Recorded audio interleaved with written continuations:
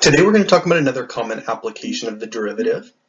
This one ties in a lot with physics. So if any of you are taking physics or AP physics or are going to next year, this one can really help you. But we're going to talk about velocity and acceleration. And basically what this is for what's called linear motion. And linear means in a straight line. So this type of problem is specifically for something that's moving only directly one direction. Forwards and backwards. It would technically be two directions, but there's no curves, no turning, anything like that. This is straight line motion only. But basically, one real nice thing is, if you have an equation that tells where that thing is on the line, and you take the derivative of that equation, it'll give you velocity. And if you take the derivative of that equation, it'll give you acceleration. So it's a very simple relationship about derivatives. So if you have an equation that tells you where something is on a line, we call that actually displacement. I'll give you that word in a second. But if you take that equation and take its derivative, you get velocity. Take the derivative again, you get acceleration. So let's talk about that word I used. I called it displacement. Displacement means basically position. It's like a position function. It tells you where on the line, whatever that thing is, at a certain time. V is velocity, and A is acceleration. So of those three equations, V and A are pretty constant names. V is going to stand for velocity, and A is going to stand for acceleration. The displacement equation can have a lot of different names. So like in a certain word problem, it might be H for height, if you have something moving upwards or something like that. The first equation can have a lot of different names. It'll be given in the question, but V and A are pretty constant. All right, so basically what you want to remember here is that all three of these things are related by derivatives. So if I have my displacement function s of t, I can get velocity by taking its derivative. And if I have velocity, I can find acceleration by taking its derivative. Or another way of thinking about that is acceleration is the second derivative, s double prime, for your displacement equation. So if you have the displacement equation, you take the derivative once, you get velocity. Take the derivative again, you get acceleration. So let's do a quick and actually pretty simple example here. So let's say we have it's not even a word problem yet. We're going to look at word problems today. But let's say I just tell you there's some sort of displacement equation. This is linear motion, and our displacement equation s of t is t to the fifth plus 4t cubed minus 240. And I said find a of t. Well, this is actually a multiple derivative question. It means you need to take the derivative twice. So let's do this. Let's first find v of t. Let's basically say the velocity function v of t, that's the derivative of s prime. So I'm going to take the derivative. It's a very simple derivative question. It's just power rule. So I multiply by 5, lower the exponent by 1, I get 5t to the fourth. I multiply by 3, lower the exponent by 1, I get squared. And then the derivative of negative 240 is 0. Remember, anytime you take the derivative of a constant, it just disappears. So now let's finish the question. Let's find a of t by taking the derivative of that, v prime of t. So I take the derivative again, and it's power rule again. Multiply by 4, lower the exponent, we get t cubed. Multiply by 2, we get 24. Lower the exponent, you get t to the first. So what you have right here, you have three equations. This first equation says if I plug in a number, let's say we want to figure out what's happening after 10 minutes or hours or seconds or whatever we're measuring in.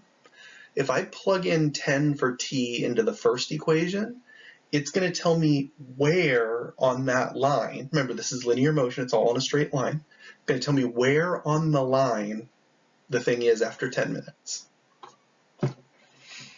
If I plug 10 in here, it's going to tell me how fast it's moving. And if I plug 10 in here, it's going to give me the acceleration, how much it's speeding up or slowing down. So that's the basics of it. Now you always want to remember each one has a positive and a negative. So like for velocity, positive would mean it's moving in one direction, and for negative it would be moving in the other direction. For acceleration, positive would mean it's speeding up, and negative would mean it's slowing down, things like that.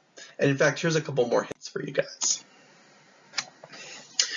This is a very important one. This is one of the things you do in most of these types of questions.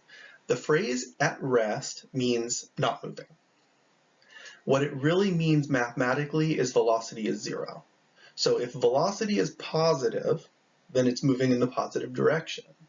If velocity is negative, it's moving in the negative direction. But if velocity is zero, whatever it is, the object is not moving at all, and it's called at rest, and that's a very important thing we look for a lot. And then the other hint, I talked about this a little bit on the last slide, every problem has some sort of, we're talking about linear motion, but it has some sort of positive direction. So maybe positive is up and negative is down. Or maybe positive is to the right and negative is to the left. Or maybe positive is north and negative is south, or something like that. So you got to read the question and figure out what's positive and negative. And then, velocity and acceleration follow suit. Velocity means you are moving in the positive direction or negative direction. And acceleration means speeding up forwards or backwards, basically. So let's do one last example. We're going to throw a little bit of a word problem here. So it says a ball is thrown upwards with a velocity of 24 feet per second from a 160-foot high cliff. The height of the ball is given by, and I gave you a displacement equation, S of t. So imagine something like this. Imagine there's this cliff here. That's 160 feet tall. And what's happening is you're standing right on the edge of the cliff. You're throwing the ball up first, but then it's kind of reaching its peak, and then eventually it's going to turn and fall down to the ground like that. All right, so I have my displacement equation, S of t. The first question I'm going to ask you guys is how long until the ball hits the ground? Well, if you're thinking about this question, right here, what I'm doing in this problem is I am setting the ground as 0. The ground is going to be 0 because this is my linear motion here. The ground right here is going to be 0. Right here, that's 160. So we're starting at, we'll call it up for positive. So we'll say we're starting at 160. The ball is going to go up a little bit, maybe up to 200, just to kind of make up a number we don't know right now. Eventually it's going to stop, fall down to the ground. So when I say how long until the ball hits the ground hits the ground when S of t equals 0. So let's set this equation equal to 0 and solve.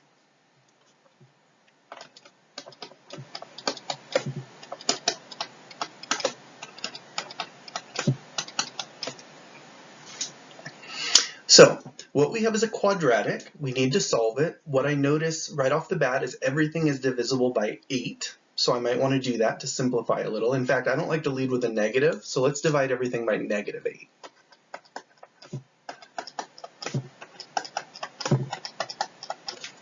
So what we get is 2t squared minus 3t, and that would be minus 20 equals 0. -8 divided by 8, -0 divided by 8. 0 divided by -8 is still 0. So I think this one is factorable. Let's check. I'm going to try a 2t and a t. I think if I put a -4 here and a +5 there, That would give me, when I FOILed it out, it would give me negative 8t plus 5t, which is negative 3t. So that's the correct factorization. And if you didn't think about that, you can either, some of these don't factor nicely, you can graph it and look for the zeros, or you can use quadratic formula. But basically for my answers, I'm getting t equals 4 and negative 5 over 2. Now remember, t is time. You're measuring in seconds. You can't have negative time. You can't say it's going to hit the ground after negative 2.5 seconds.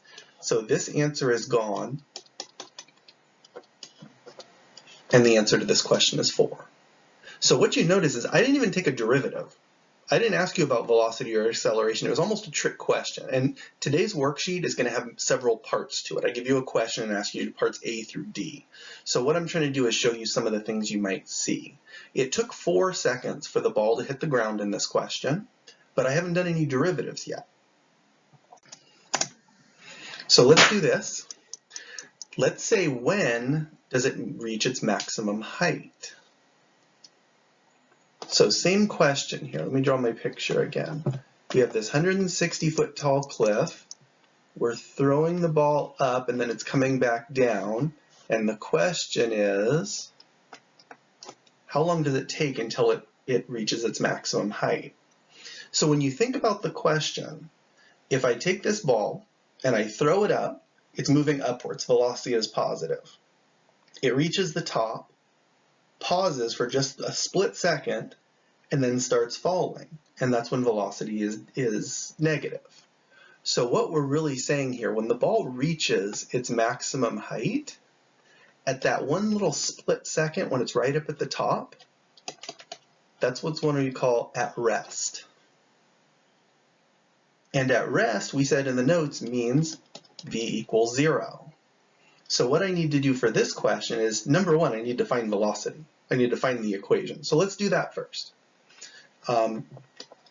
V of t is going to be the derivative of s of t. So I'm going to go up to my original function, do power rule.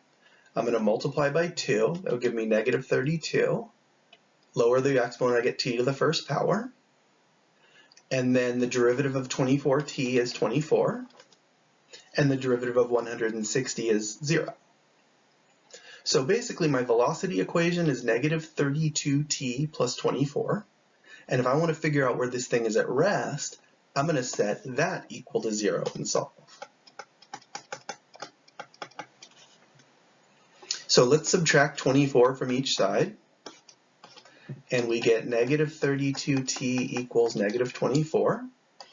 We'll divide by negative 32. And t ends up equaling, let's see if we can reduce that by 8, we would have 3/4.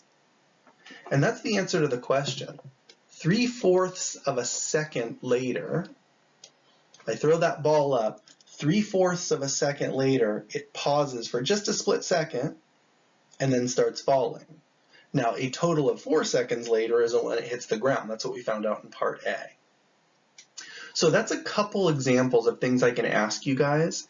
I could have asked you about acceleration. You would take the derivative again.